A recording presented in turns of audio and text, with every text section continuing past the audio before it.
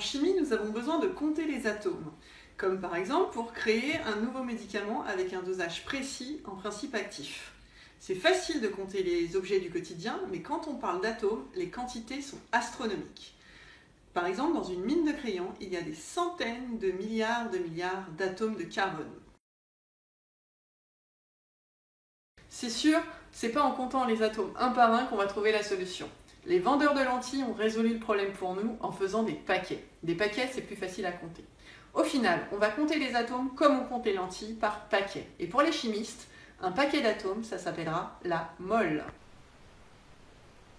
La mole, c'est un paquet d'atomes que l'on appelle aussi la quantité de matière.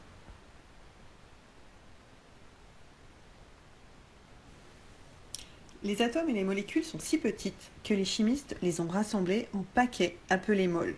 Quand vous achetez des œufs, vous les prenez par douzaines, donc soit par 12 œufs. Une ramette de papier, c'est 500 feuilles. Vous savez donc que vous avez 500 feuilles quand vous achetez une ramette. Une paire, vous savez que c'est le chiffre 2. Donc là, vous avez une paire de chaussures. Eh bien, la mole, c'est vraiment la même chose. Pour un chimiste, une mole évoque le nombre 6,02 fois la puissance 23, c'est-à-dire 602 000 milliards d'atomes. Le chimiste qui a eu l'idée le premier de la mole est Avogadro. On appelle alors la constante d'Avogadro le chiffre 6,02 fois 10 puissance 23, qui est le nombre d'entités par mole.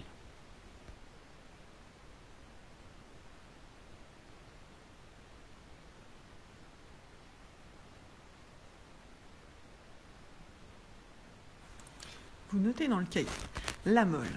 La mole est un paquet d'entités élémentaires comme les atomes, les ions, les molécules, et on l'appelle aussi la quantité de matière et l'unité est mole. Le nombre d'entités dans une mole, c'est la constante d'Avogadro, 6,02 fois 10 puissance 23 atomes, molécules ou ions.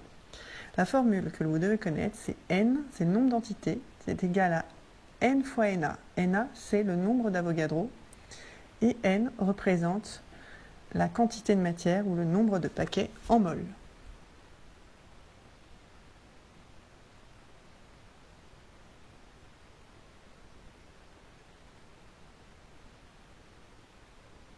Notez dans le cahier l'exemple suivant. Combien y a-t-il d'atomes de fer dans 0,0020 mol de fer? Vous utilisez la formule précédente, N égale N fois Na, et vous obtenez un nombre d'atomes, 1,2 fois 10 puissance 21 atomes de fer. Comment compter les atomes connaissant leur masse?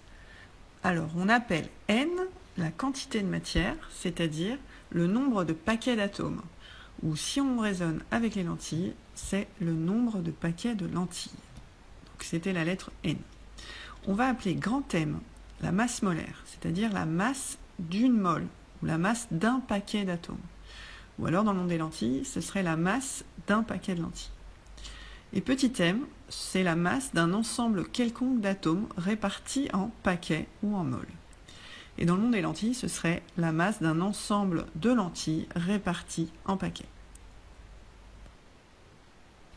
Vous notez dans le cahier qu'il y a une relation entre la quantité de matière, c'est-à-dire le nombre de paquets, et la masse d'un ensemble d'atomes. Donc c'est N égale la masse divisée par la masse molaire. La masse est en grammes. La masse molaire est en grammes par mol et la quantité de matière N est en mol. La masse molaire, M, d'un atome est la masse d'une mole de cet atome. Mettez la vidéo en pause et notez l'exemple suivant.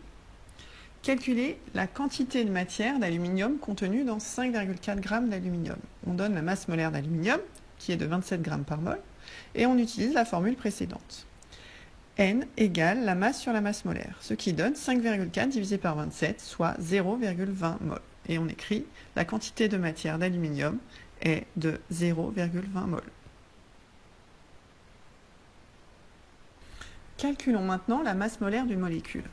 En fait, la masse molaire d'un atome, ça dépend de la nature de l'atome. Donc pour une molécule, la règle, ça va être d'additionner les masses molaires des atomes pour obtenir la masse molaire d'une molécule.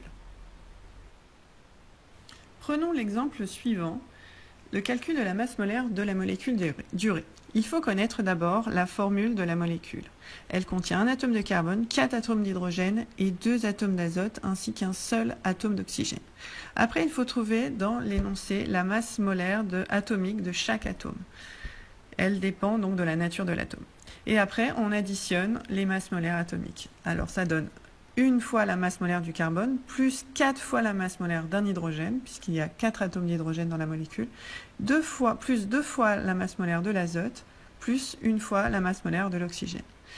Et on trouve 60 grammes par mol, ce qui correspond à la masse molaire de la molécule d'urée, de formule CH4N2O.